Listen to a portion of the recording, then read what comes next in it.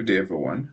My name is Opeyemi Adeyemo, and I'll be presenting my plan for my research essay titled The Carbon Footprint of Connectivity, Measuring Telecom Operational Emissions and Assessing the role of green ICT in enabling cross-sector decarbonization. The research will focus on emissions and how telecom networks also help reduce emissions in other industries. This presentation gives a focused overview of the proposed research, the problem, questions, methods, expected data, and why the study is feasible and timely in the Canadian context.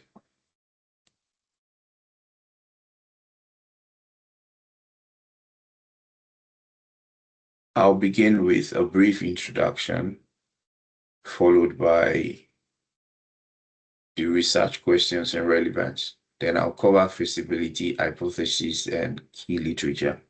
After that, I'll explain methodology, including data sampling and analysis. Then close with reliability and validity, novelty, ethics, timeline, and the conclusion. Telecom networks are the center of almost everything we do today, whether it's using mobile internet, streaming content, accessing cloud services, or connecting devices through IoT. All of these depend on telecom infrastructure working in the background. But there's another side to this. These networks require a lot of energy to operate. Base stations, data transmission systems, and supporting infrastructure run continuously, and most of that energy comes from electricity. As demand for data keeps growing, so does the energy consumption, and this leads to increased carbon emissions. At the same time, telecom is not just an energy consumer.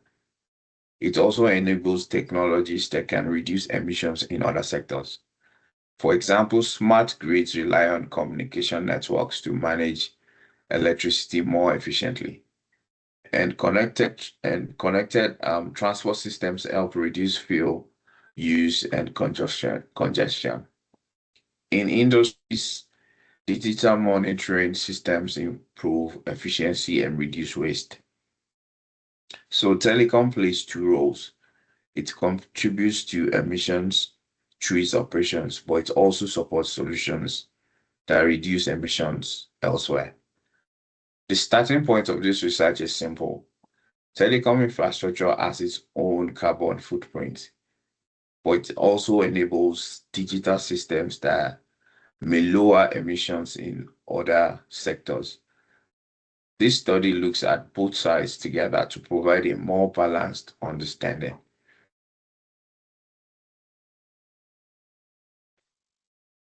This study has two main questions. First, how telecom operators in Canada measure and manage their operational emissions.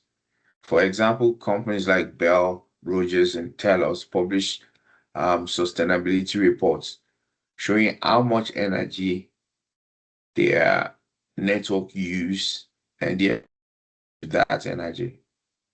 But the question is, are they measuring these emissions in the same way? Can we really compare them fairly?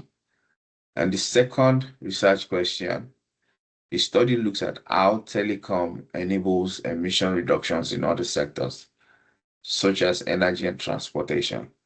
For instance, smart grid use telecoms networks to balance electricity supply and demand more efficiently, which reduces energy waste. In transportation, connected systems can reduce traffic congestion and fuel consumption by optimizing routes and traffic flow. These two questions keep the study focused. The first is about telecom's own operational emissions in Canada. The second looks at how telecom supports emission reductions in high-emitting sectors. This is important because These two roles are usually studied separately, especially in Canadian context. By combining them, the study provides a more balanced view of whether telecom is only a source of emission or also part of the solution. So this research is feasible because it relies on publicly available data. Canadian telecom companies publish environmental sustainability and governance reports, the ESG reports, with emissions data. There's also strong academic literature on ICT and sustainability. The key design choice is to focus the operator analysis on scope 1 and scope 2 emissions, where comparability is strongest. No primary data collection is required, which makes the study practical within the project timeline. The first hypothesis is that telecom companies use similar reporting framework, but differences still exist in how emissions are measured. And second hypothesis is that telecom infrastructure enables emission reductions in other sectors that may partially offset its own emissions. The hypotheses are modest and testable with secondary data. One focuses on reporting consistency, and the other focuses on whether telecom's enabling effect is meaningful enough to matter in a climate discussion.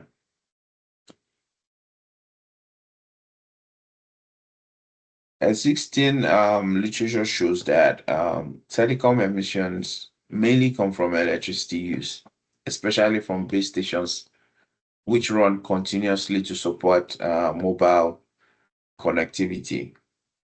This makes the largest contributor to operational emissions. At the same time, there is strong evidence that ICT helps reduce emissions in other sectors. So, the literature really falls into two main streams. One focuses on telecom's own emissions, and the other focuses on how telecom enables emission reductions elsewhere. However, there are two key gaps.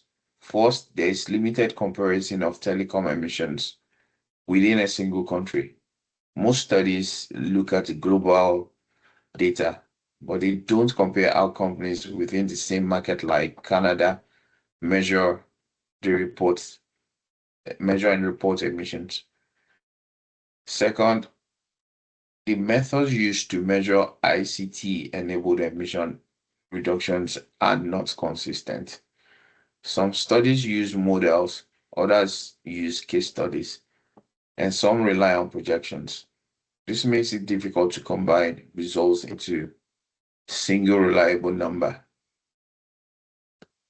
But because of this study will not try to force one single estimate. Instead, it will compare patterns and themes across studies to understand how telecom contributes to emission reduction in practice.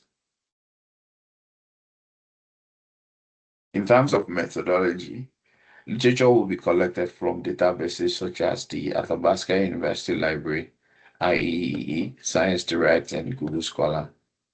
Industry reports from ITU and GSMA will also be used. All sources will be organized using Mendeley to ensure proper tracking and referencing.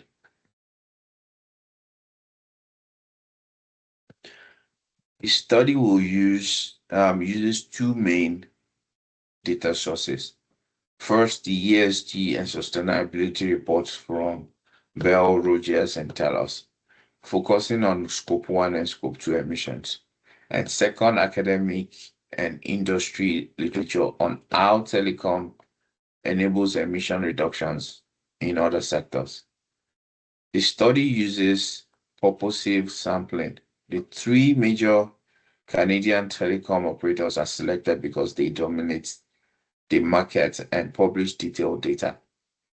For the second part, the focus is on energy, transportation, and manufacturing, as these are the high emission sectors where telecom has clear impact.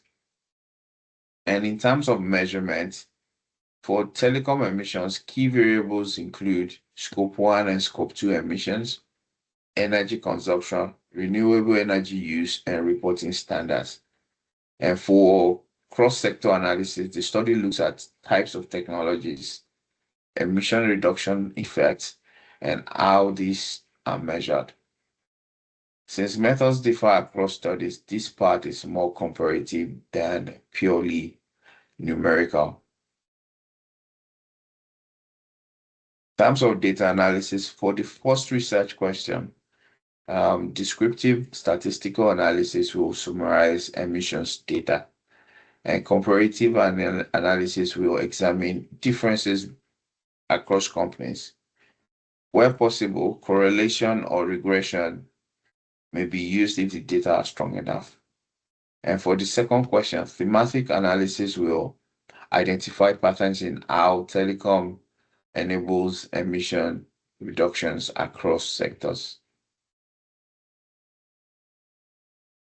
Reliability is measured by official company reports and multiple years of data, and in this case, 2021 to 2025. However, differences in reporting methods will be acknowledged, and validity is supported by focusing on Scope 1 and Scope 2 emissions, which directly reflect operational emissions. The study also clearly separates telecom emissions from its enabling role. The novelty of this research is its integrated approach. Most companies look at either telecom emission or its enabling effect, but not both together. This study also provides a comparative analysis of Canadian telecom operators, which is not widely covered in existing research. And looking at the ethical consideration, this research uses only publicly available data, so no ethics approval is required. All sources will be properly cited and findings will be represented objectively without misrepresentation. And my research management and timeline. This research will be completed over 9 months into 4 phases. Design, data collection, analysis, and writing. The plan is flexible and the supervisor will be involved throughout to provide guidance and feedback. In conclusion, this research looks at both sides of telecommunication, its operational emissions and its role in enabling emission reduction in other sectors. On one hand, telecom networks consume significant energy and contribute to carbon emissions, especially through electricity use. On the other hand, they support technologies like smart grids, connected transports, and industrial systems that help reduce emissions across the economy. By focusing on the Canadian context, this study provides a clearer and more balanced understanding of telecom's environmental impact. It highlights not just where emissions come from, but also where meaningful reductions can be enabled. Ultimately, the goal is to move beyond seeing telecom only as a source of emission and instead understand its broader role in supporting a low carbon future. So these are the key sources used in developing this research plan, including academic and industry publications. Thank you for listening, and I look forward to suggestions, contributions, and questions. Thank you.